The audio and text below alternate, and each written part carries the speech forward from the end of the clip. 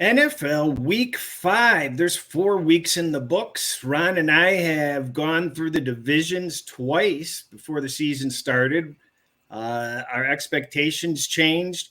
We're going to dive right into it, and I'm going to pass it along to Ron, and he's going to explain why we pause after the first 4 games and what our process has been in the past, and specifically his.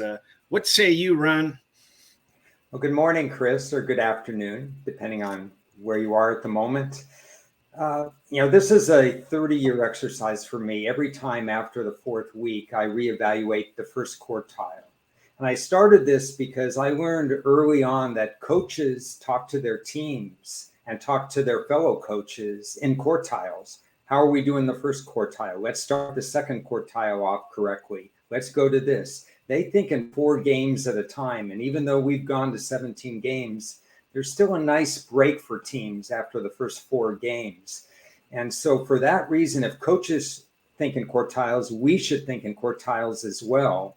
And of course, the other reason is because I turn over my data after 4 weeks. And Chris, I know you do the same pretty much. And so we want to know where our expectations were at the beginning of the year. And certainly we made expectations. I have sack totals, pass defensive predictions, everything on these teams. And I want to know what I'm missing and what I'm not missing and where we are at the current time. If a team's 1-3 and everybody else thinks they were 3-1, but I think they should have been 1-3, that's one story. That's the purpose of the August work. And now the August work goes away.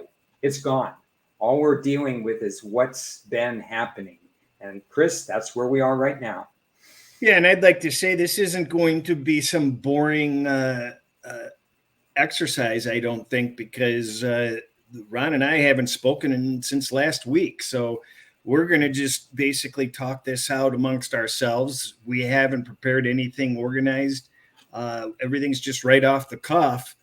So we don't know what the other person may or may not say along the way. But nevertheless, let's not waste any more time. AFC, what division is that? The East. Sorry, the camera was in the way. We've let me put it up on the board. Well, I was kind of surprised.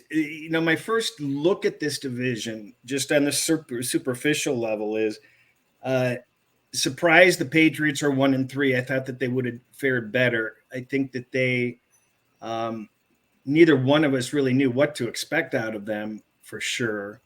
But we thought that there possibly might be some optimism there. And I think that ship may have sailed quite a bit.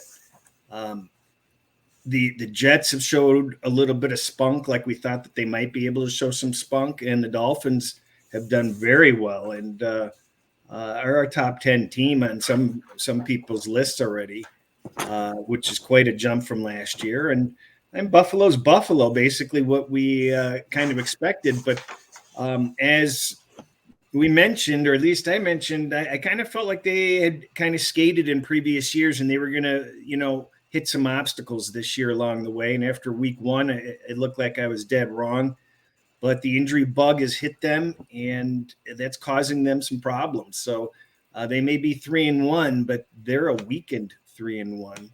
That's just a superficial look at the division overall. What are your thoughts, Ron? Okay, so I've written down everything because I published 2 articles that are coming out this week on the NFC and the AFC, exactly what I thought about the first 4 weeks, and then what I think about the second quartile, and we can get into that a little bit too. So we'll kind of summarize how I thought about each team, and we're similar, with one exception probably, and that's with Buffalo. I think they've overachieved at 3-1. I know that sounds strange because I had them as my top-rated team coming in, but that was a brutal 4 weeks they just faced. They had to go to Miami in the humidity. They had to play Baltimore and overcame a 20-3 deficit, pretty much thanks to Baltimore, but still. Buffalo coming off that very tough game against Miami and bouncing back in the second half and going to 3-1. So now they're tied with Miami in the lead, and Miami has some off-field issues to contend with. Half the questions that they're getting now are about Tua. They've got to focus on game planning because I saw a little bit of an incomplete team still, believe it or not. They've upgraded the running game in Miami, but they haven't run the ball effectively. Their offensive line isn't good enough right now, and now they're going with a veteran quarterback in Andy Dalton. Is it Andy Dalton or Teddy Bridgewater? I'm getting my quarterbacks mixed up. Bridgewater. But still, you're going to have to hold your blocks a little longer, I think, with Bridgewater than you do with Dalton. And that offensive line isn't quite good enough. I think the coaching staff, of all the 10 new coaches, Miami's coaching staff may have been the best in the first 4 weeks. And I think they've had to be. Now, when we look at the Jets, we're all surprised that they're 2-2. But look at how they got to 2-2. Cleveland's Nick Chubb did not go out of bounds. He went into the end zone, and instead of ending the game, that game changed. And for whatever reason, Pittsburgh, with a 20 lead, decided to throw the ball a little too much. Pickett had a couple of interceptions, and all of a sudden, the Jets overcame a 10-point deficit and won the game. So the Jets could be staring at 0-4, and I still think I really thought the Jets would do their most damage in weeks 11 to 17. That this first stretch was going to be a 2-7 stretch with a brutal first 9-game opponent list. So the fact that they're 2-2 is clearly overachieving, and now they catch a Miami team in week 5. That's a little bit vulnerable. So we may be seeing the Jets' confidence level rise a little bit above what expectations. And then finally, New England, I agree with you.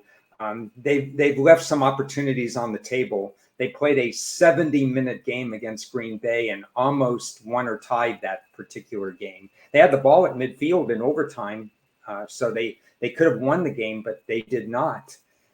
And now they have to rebound, and it's going to be tough for New England. They're too slow. They just don't have enough speed. They try to shorten the games. They're fundamentally sound. And I think their vulnerability is really going to do them in a very tough AFC. Yeah, those Jets could be 4-4. After week 8, that's certainly not out of the question that they could sneak a Dolphin victory in, and possibly a Patriots in New York also. And the way Denver's playing, that's not entirely out of the question either. So, you would think that their goal after this next quartile would be 4-4, and it's possible.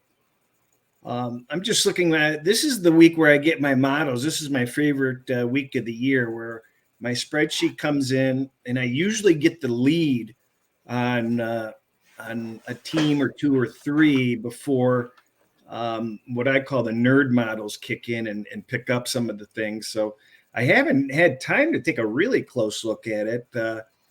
I'm just looking here where, New England is obviously a huge disappointment, and I have them actually in the bottom 10, and I don't think you can really argue with that overall. That's scary to think that they're only a 3-point favorite to the Lions, which are decimated at the moment. So, you look at that. How can you leave New England -3 alone? That's tough to do. Buffalo, obviously, the cream of the crop, and the other 2 are the Jets, and Miami's not as high up as I thought they'd be. So I've got Miami and the Jets kind of in the middle of the pack overall. So if you look at the schedule, because I like this bouncing the points, I like to hear where your ratings are right now. So that's great. If you look at the schedule, New England's schedule is super soft in the next 5 weeks. Quartile 2 is always tough because I don't go 4 weeks. It depends on where the placement of their bye week is, their mini bye week, and so on. So for New England, I looked at 4 weeks, and I think for the Jets, I looked at 5 weeks based on where their next break in the schedule is.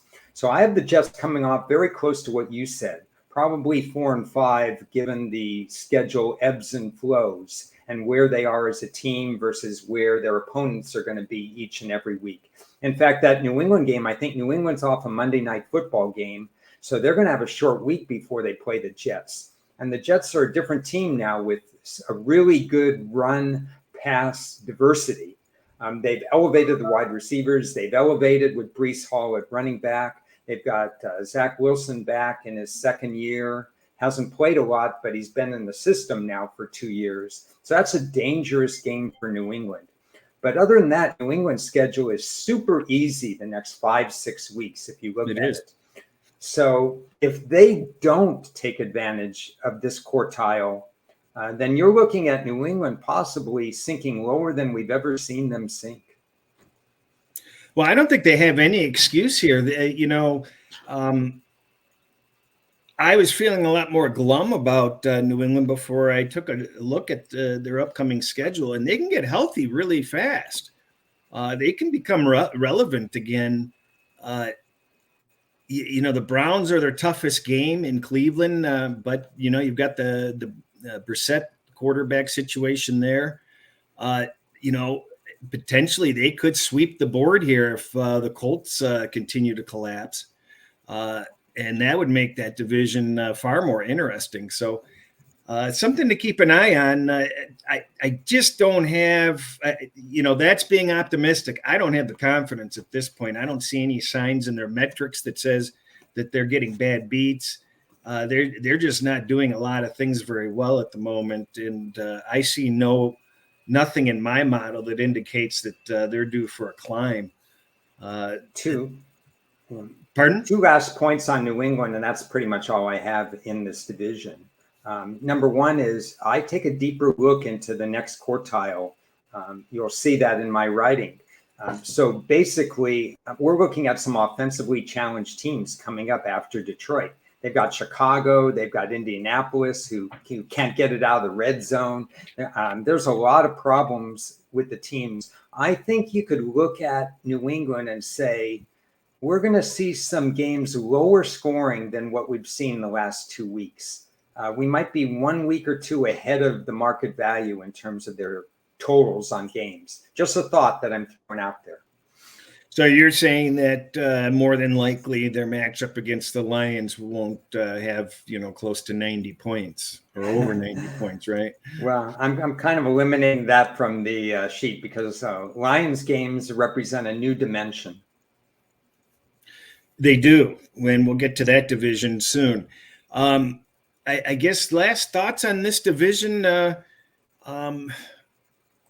just wait and see. Other than the New England being a little bit of a disappointment, everything seems to be kind of in range. And, factoring in New England's soft schedule coming up, by the end of this next quartile, anything could have happened at this point. Nothing would really surprise me other than a Bills collapse, but due to their injuries, they may not be as healthy as we think they are. Yeah, it'll be superficial. I mean, you could see 3 teams very close to the same record, but 3 teams that are different in terms of where they're going to end up. I think I can speak for you that we're disappointed with the Ravens. We both like the Ravens to win that division. The Steelers are we didn't have high hopes for them, but I was dead wrong about Trubisky. He's a nothing burger. Obviously, he's lost the starting job. That team is not the same without Watt in the lineup. The Browns are kind of disappointing to me. They're probably okay in the average person's eyes with their expectations.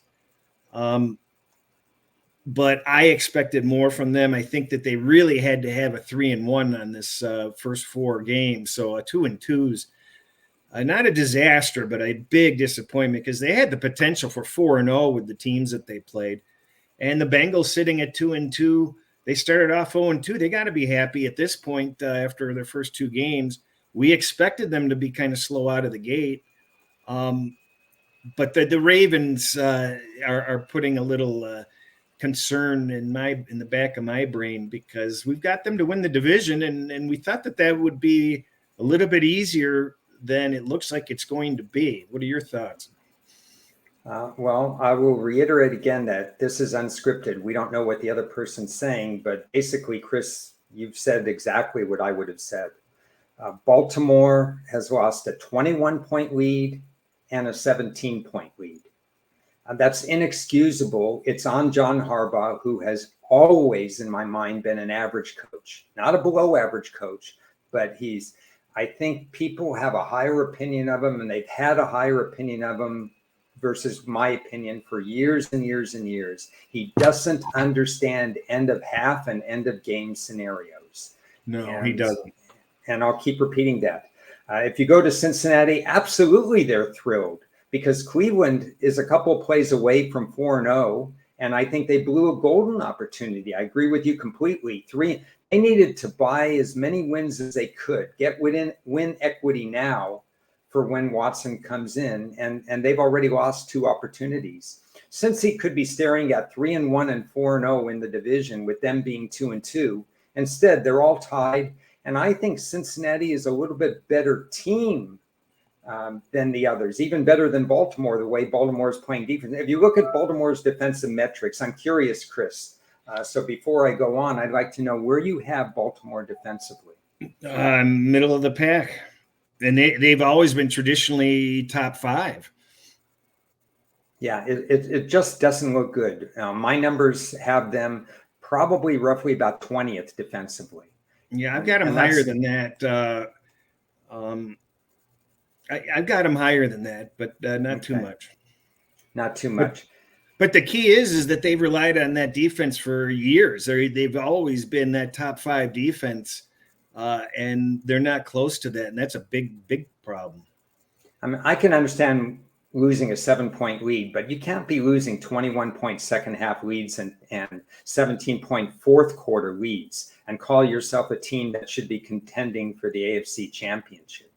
So that's a problem to me. You know, Cincinnati's hasn't started the ebbs and flows of their schedule, and we've talked about that. They go from 1 prime time game to 5.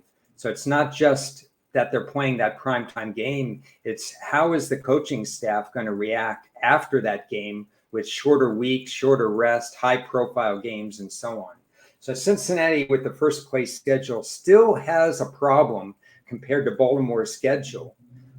But you got to like the Cincinnati's mindset and their play overall a little bit better than Baltimore. It complicates the division. Let's just say that. Where do you have Cincinnati's offense? Not so good right now because Mixon hasn't played well.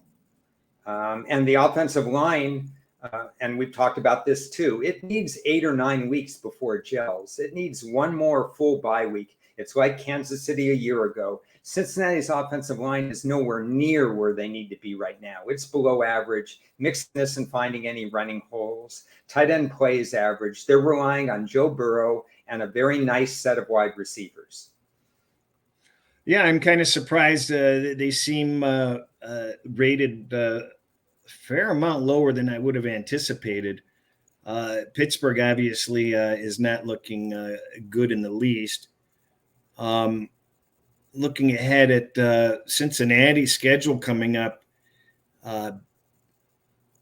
that's not a lot of fun. You know, they've got to go to the Ravens after the Ravens lost to Buffalo. They've got to go to the Saints, which, they've, defensively can show some spunk. And if they can get a little healthier by the time they meet that, it's going to be a problem game for Cincinnati. The Falcons, that we'll get to that division, but they've obviously been a big surprise. And going to Cleveland, that's not a piece of cake. So, with 2-2 is quite possible there. Yeah, the Cleveland game is interesting. I think it's an extremely important game for Cincinnati. It's a divisional game. It could end up being a tie. Let's say Cincinnati and Baltimore split. It's going to come down to divisional record then. And ultimately, Cincinnati at Cleveland on Halloween night, I believe, is going to be, something crazy and a very important game for the Bengals. Uh, Sorry, I erased something I was looking at and I can't get it back. So. um, I'm trying to think here.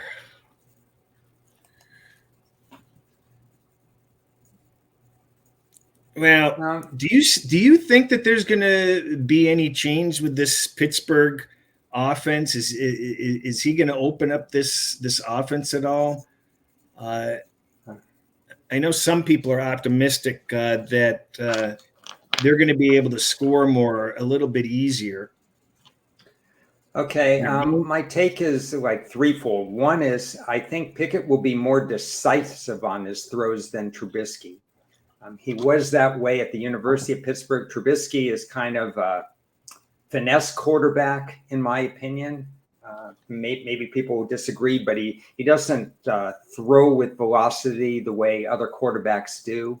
So I think from that standpoint, he'll be more of a gunslinger. We saw it already, throwing some interceptions, not reading coverages, typical for rookie quarterbacks. The problem is Pittsburgh's next 4 games are brutal, absolutely brutal. And their whole schedule was brutal from the beginning. I pegged it as the first or second toughest schedule in the league. And I don't think that changes. Buffalo, Tampa, Miami, and Philly. That's not a way to break in a rookie quarterback. No, it isn't. I think that they would have liked to have gotten to their bye week before having to, make the switch. When you've got players saying that they're in rebuilding, then you're in trouble. I mean, that's one of the worst things you could possibly say. So we can't have any optimism about Pittsburgh at this point. There's not going to be one of these miracle seasons like last year. This team he worked miracles. He basically used duct tape and WD-40 to get them in the playoffs last year somehow. So, this is a 2-year, type of thing. 7-9, 7 wins last year with a -50, or 9 wins last year with a -55 point ratio. By Pythagorean theorem standards, A, they weren't going to be as good. B, they lost the franchise quarterback. You can say all you want about Big Ben, but getting the ball out quickly with that substandard offensive line was extremely important. And C, the schedule is brutal. Why should we have expected Pittsburgh to contend? Well, I didn't. I knew that schedule was going to be tough, but I thought that they could possibly ruffle some feathers. But this Baltimore, they have to go at least 3-2, and their goal has to be 4-1 on these next 5 games. Wouldn't you say? I have them because of the situations that they're facing. 4-4 as the most likely result after week 8, which sounds terrible, and it might be. However, their schedule gets softer after that, and they have a lot of home divisional games, or they have a lot of divisional games coming up. The floor should be 4-4. If they could get to 5-3, I think they're in good shape. If they end up 4-4, it might be flip a coin for the, at the top of the thing. I'm losing trust in Baltimore end game situations because unless I see something better out of the defense, and Dobbins is averaging 3.2 per carry in his 2 games back from injury. Gus Edwards might come back in a few weeks, but he'll be off he hasn't played in over a year. Well, they just keep getting that injury bug. It's just amazing. They're on their 4th tackle, I believe. I mean, it's just the same situation with some of these teams. Other than us being disappointed in Baltimore, and boy, I'm having problems with these screens. Nothing too surprising. I mean, this next quarter is going to really shake out some things. There's nothing that stands out other than what I mentioned with the Cincinnati offense being a little bit behind and Pittsburgh being worse. I think that's about all I have to say about that division. Let's go on to the fascinating AFC South. Scintillating division where 1st to 7 might win it. Well, it became apparent after game 2 that you had to take a flyer on the Jaguars to win the division. You had to, race to get a good number on that. I'm not sure I put the bet in or not. I think I did. Small bet, but I'm glad I don't have any Colts to win the division. I'm shocked. Tennessee is 2-2. Here's my takeaway on this division: is Tennessee's 2-2 somehow, but they still suck. And I'm not buying any of the Tennessee at this point. 2-2 is a gift for them as far as I'm concerned. Houston's a big letdown. I thought that they would be a little bit sort of like like how Atlanta is, where they're just feisty, or the Bears are feisty. I didn't expect any feisty out of the Bears or Atlanta. I expected the feisty out of the Texans. So that kind of disappoints me a little bit. Jacksonville looks pretty darn good, and they were fortunate enough to have that great Urban Meyer set this team up. And I don't know why they let the guy go, but now they've got some real coaching. That last game for Jacksonville was horrible. I mean, they really should have covered that some way, somehow, blowing a 14-point lead. But the rain obviously was a problem for Trevor. And from what I understand, he had the same problem in college in weather. So something to keep an eye out for, down the road in those situations. What's your take on this division? Going alphabetically, 2 words about Houston: Lovie Smith. Yeah. I mean, how much else do you need to say? I have under 5 wins. It's a significant season win total for me. I think they should be 2-2 or 3-1 at this point. Yeah. But Lovie Smith gets in the way. I'm going to send them a thank you card at the end of the year, because they should not be 0-3-1. They should be better than that. And I'll just leave it at that. Yeah. They have a fine running back. I don't have Houston in the bottom 5 offensively or defensively. So they're not. Yeah. So they're playing well enough to win games, and they're not winning games. And it's the kiss of Lovey. I mean, it's a gift. And I appreciate it. As far as Indy goes, Matt Ryan's fumbled the ball 9 times in 4 games. I thought the guy was toast in Atlanta, and I drank the Kool-Aid. So I just bought it. I thought that, okay, well, maybe they can be better. Maybe Matt's not, completely done. He's looking done. And without Leonard in the lineup, that team's a different team. He just cannot stay healthy. It's always something. He broke his nose. He got a concussion last week. He was out the 2 previous weeks, if not the first 3. I can't even remember. Tennessee doesn't even look good except the last game, and somehow they're 2-2. I forgot the Jaguars are only 2-2. It just seems like they're a 3-1 team for some reason. No, I mean, with Indianapolis, they have a 7-15 sack ratio, so something's wrong. That offensive line should be playing better. Some coaching decisions, both in Indianapolis and Tennessee, have me lower on the coaching acumen of those guys than I used to have. Frank Wright and Mike Vrabel. They were held in higher regard. Indy was a trendy team from so many people in August, September. I know a lot of people were saying, well, because you and I were saying Tennessee was not in the top 12 to 15 in last year's metrics, and we kept repeating that. The problem is Indy doesn't belong there either right now. So there's nobody in that division that really belongs in the conversation. And if Indy loses to Tennessee in 2 weeks from now at Tennessee, with Tennessee in a good scheduling situation, then Indy's pretty much done, because it looks like only one team from that division can make the playoffs. It becomes a Tennessee-Jacksonville race. And I want to say one more thing. Yeah, one more thing about Jacksonville. And that's, you said they could have covered. I'm saying they could have won. Yeah, I agree with that too. Each turnover is worth 3.5 points. And Lawrence turned it over 5 times. 4 fumbles lost and 1 interception, I believe it was. I mean, that's an amazing number of fumbles that are lost. I know the weather was bad, but when you have a -4 turnover ratio, that's squandering 14 points. So, Jacksonville played Philly toe to toe.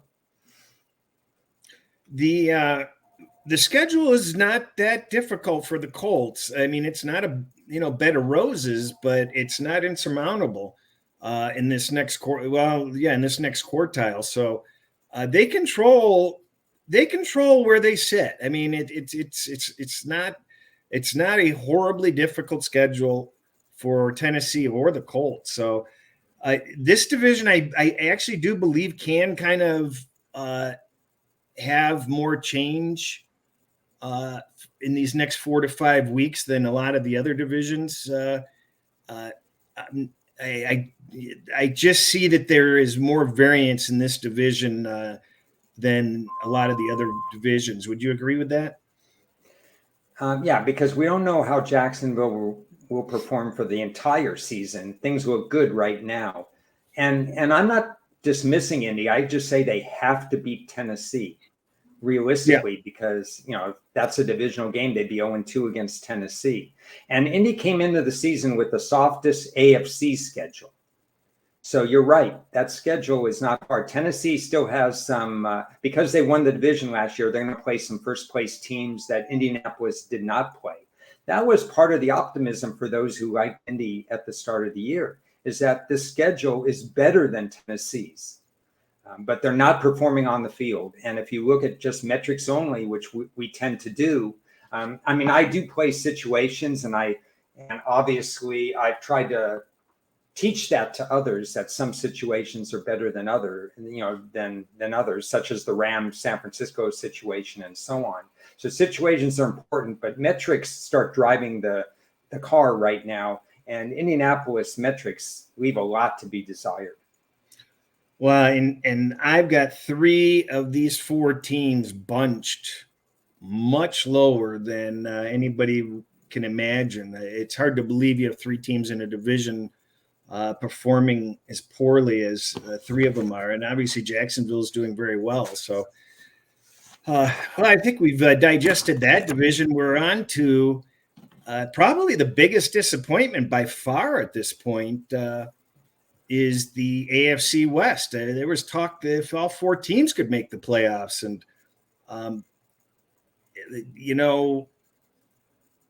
Kansas City looks better than I expected them to, quite frankly. They're looking pretty solid at this point. Denver, obviously a slow start, horrible coaching, but they're 2-2. You can't complain. The Chargers are on the verge of slipping into obscurity again. There's high hopes on them, but they're underperforming everywhere. I actually have the Chargers right next to the Seattle and the Jets. That says something.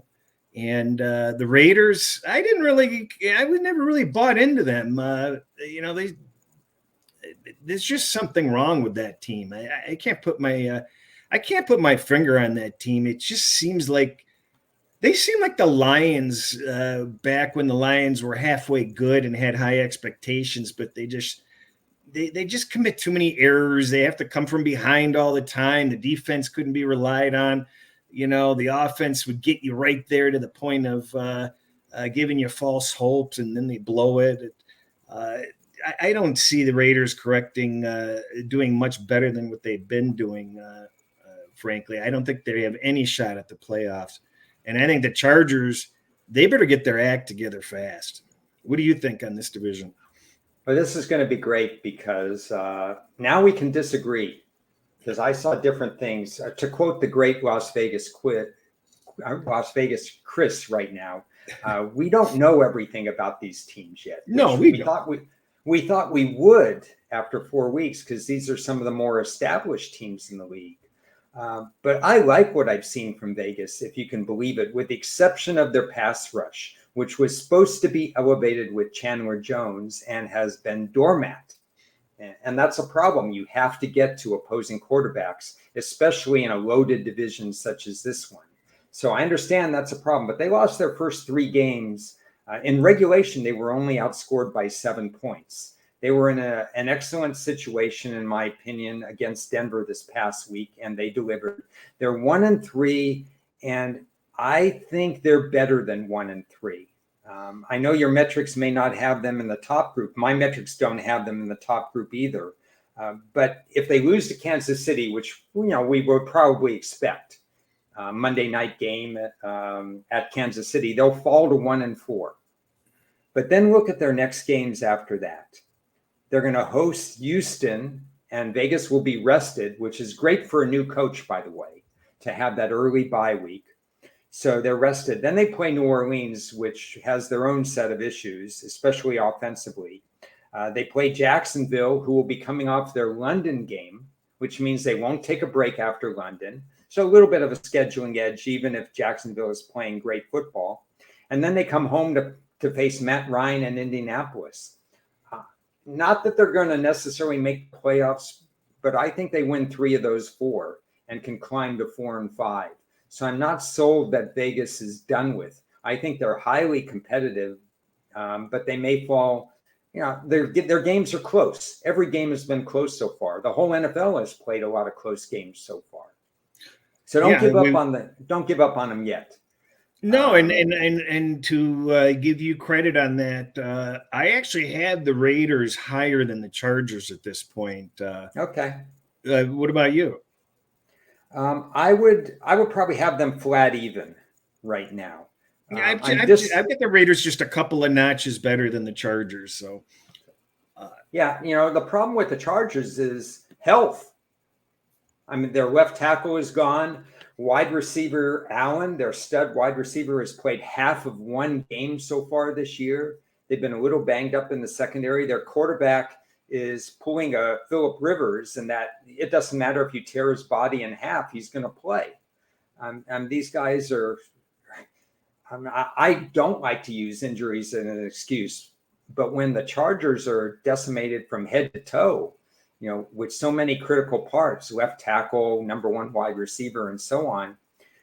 And then who else did they lose? They lost Bosa, right, for about 8 weeks, half of their pass rushing tandem.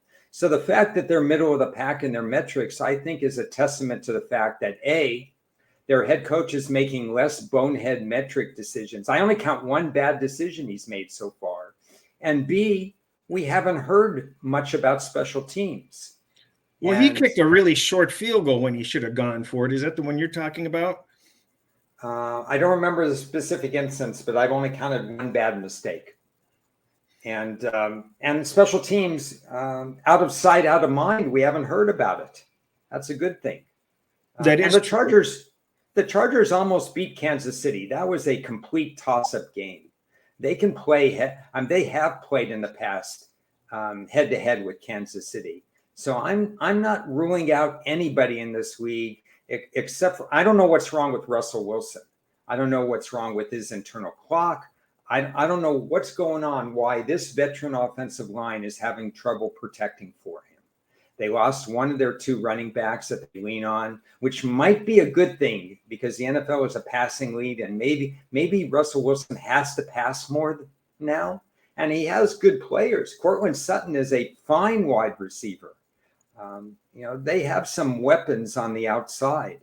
I just don't understand their philosophy. They're not putting him in a position of doing well. The play calling has been, questioned by a lot of people. He's not running the ball as often, and that changes the way the defense can prepare or set up. It's just kind of odd the way they've come out of the gate here. And, who knows? Maybe they'll right the ship. It'll be interesting to see. You brought up the London games, and, we're just talking, and I'm not prepared on this. I'm curious if you have any data on the results after London games, because it's funny. I've seen on Twitter people talking about that the data is out there, and I never clicked on any of it. So, are you up to date on any interesting post London results, things to look out for? Okay, it used to be that every team after playing London had a bye. And right. They use it. Now teams are not necessarily requesting buys, especially early in the season. because these teams don't want to go into week 16, 17, 18 fatigued. So we're seeing a lot more teams not use the bye. I would break it down in, did they win and then they had a game the next week? Or did they lose, have the long plane ride home, and did they have the game the next week? But personally, Chris, I think the sample size is way too low. We're talking about a dozen sample size. So I don't want to be honest, maybe it's in the line, maybe it's not in the line, but I'm not going to use the data. Yeah, and you've got situations where they're playing at Wembley, they're playing at Tottenham, Germany, and those are other variables. It's just too convoluted at this point to really rely on the data. No, I don't want to use it. No. So, yeah, it was just a question. So we're done with the AFC, and it's been 41 minutes. Why don't we chop these up and do the NFC in the second video? Okay, one more point about Denver, and then let's conclude this video. Denver has a new coach. They've got a mini bye during this quartile, and they have a full bye during this quartile. I think if they can somehow tread water in this quartile, those 2 weeks off will help this coaching staff immensely. It won't be too late like other teams. Sometimes they have late buys, November buys, even December buys for full buys. I think Denver's not out of it yet because of their bye week placements. Just something to keep in mind for after the second quartile. I have the Raiders, Denver, and the Chargers all bunched up into a group of mediocrity, 3 out of 5 games in a row there. So, one of those teams is going to go south, one of those teams is going to stay the same, and one of those teams is going to climb as far as I'm concerned. So it'll be interesting to see how that maps out. So that'll end the AFC version of this. We're going to split this up and have an NFC version of this video and maybe some additional stuff we don't know about. So thanks for joining us, and see you soon.